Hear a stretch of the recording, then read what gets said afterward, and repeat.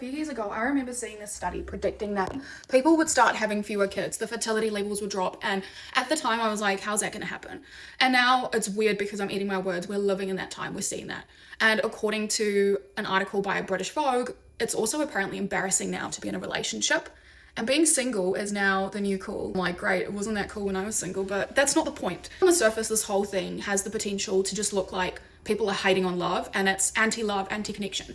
But I think this is just an important phase of balance trying to restore itself. We have spent all these years living in this very codependent phase where women quite literally had to rely on men for money, for survival. We didn't have the privileges that we have today of being able to stand on our own 2 feet. And for the most part, women have started to take responsibility first. They started doing therapy. They started unlearning all these behaviors, doing the inner work.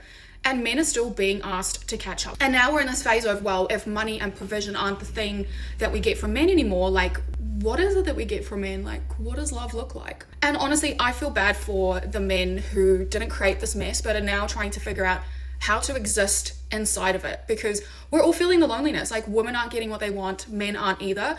And I think that this new era of fewer kids, more independence, more single people, I don't think it's about rejecting each other. I think it's about the evolution that we need to sort of commit to. I don't think men are the enemy. I mean, yeah, a lot of them need therapy. I'm not talking about the bad men, the bad men, the real bad ones. I'm talking about conditioning, about emotional intelligence, about how men were rewarded for providing, not for feeling. So, like, of course they're confused right now. Women have evolved by learning independence.